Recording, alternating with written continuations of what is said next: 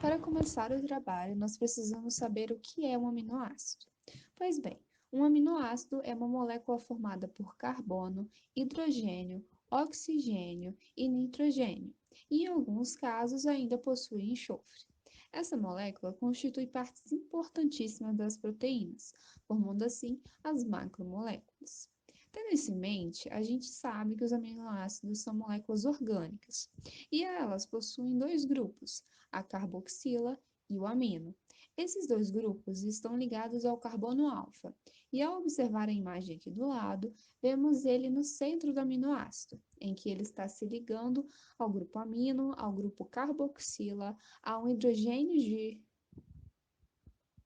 ao grupo carboxila, a um átomo de hidrogênio e a um grupo variável, que é chamado de cadeia lateral ou grupo R. A estrutura dos aminoácidos. Os aminoácidos são compostos por um grupo amina e um grupo carboxílico, ou seja, possui NH2 e COH em sua estrutura. Esses que, por sua vez, estão ligados a um carbono, chamado de carbono alfa. Este carbono também está ligado a um hidrogênio e a um grupo R, também chamado de cadeia lateral, que pode variar de um aminoácido para outro. Dependendo das propriedades do grupo R, o aminoácido pode ser classificado como apolar, polar ou com cadeias laterais eletricamente carregadas, como por exemplo, os aminoácidos glicina, valina e fenilalanina são apolares. Já a tirosina e a glutamina são polares. E como exemplos de aminoácidos com cadeia lateral eletricamente carregada, podemos citar o ácido aspartico e a lisina. Como funções orgânicas dos aminoácidos, a gente pode citar a função amina, que são compostos orgânicos ligados ao radical de nitrogênio, que no caso nós temos o NH2, que caracteriza a basicidade do aminoácido. E a gente também tem a função ácido carboxílico, que é a presença do grupo carboxila formando uma união de carbonila e hidroxila, que caracteriza a acidez do aminoácido. Por isso, a gente considera os aminoácidos como compostos anfóteros, porque possuem características de ácidos e bases ao mesmo tempo. Passando para a classificação dos aminoácidos, nós temos a classificação segundo as cadeias laterais.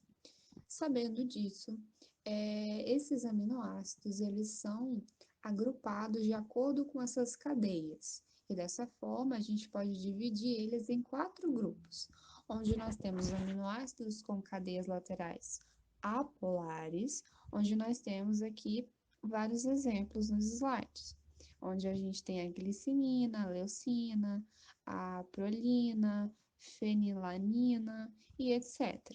Também temos o segundo grupo, que são os aminoácidos com cadeias laterais polares, onde nós temos seis compostos, né? Seis aminoácidos, que é a serina, a treonina, a cisteína, a aspargina, glutamina e a tirosina. Passando para o próximo slide, nós temos os aminoácidos que são ácidos, né? Onde a gente tem o ácido aspartico e o ácido glutâmico.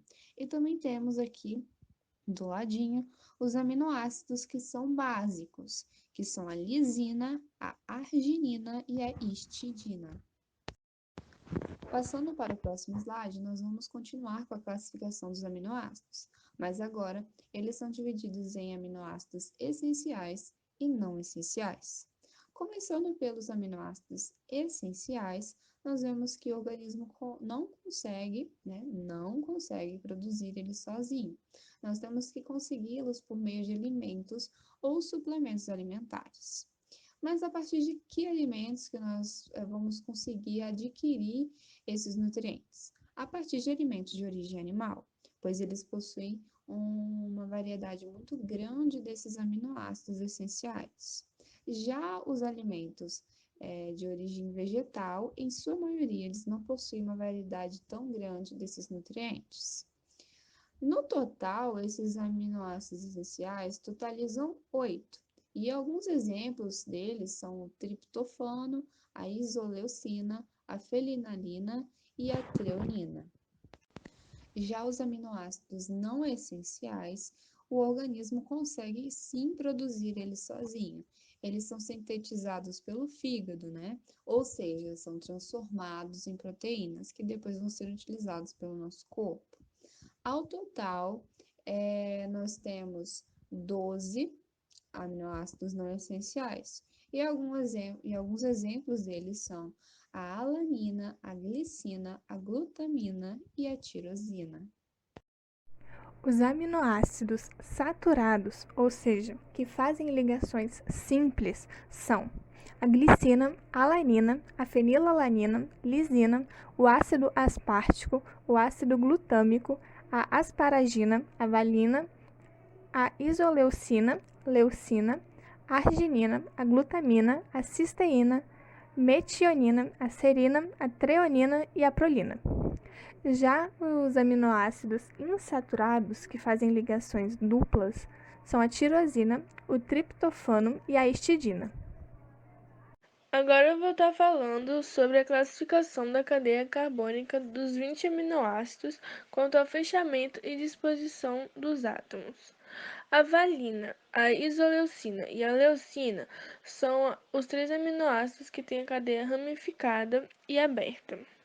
A fenilalanina e a tirosina são mistos porque possuem um anel benzeno mais uma parte aberta.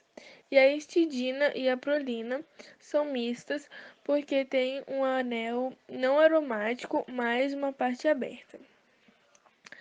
E o triptofano é o único aminoácido fechado e aromático.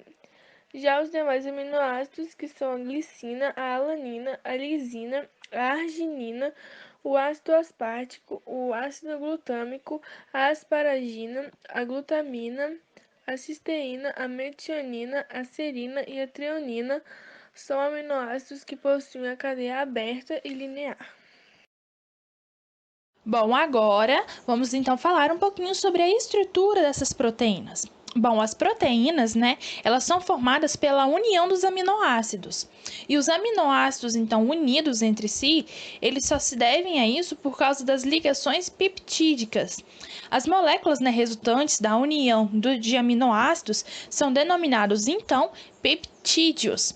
As proteínas, elas então apresentam 4 níveis diferentes de estruturas, sendo a estrutura primária, secundária, terciária e quaternária.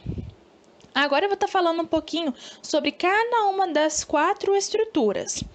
A estrutura primária, ela corresponde, então, a uma sequência linear dos aminoácidos, unidos, então, pelas ligações peptídicas.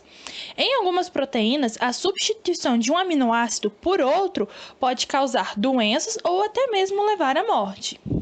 Já a estrutura secundária corresponde ao primeiro nível de enrolamento helicoidal, que então é caracterizada pelos padrões regulares e repetitivos que ocorrem localmente, causadas pela atração entre certos átomos de aminoácidos próximos.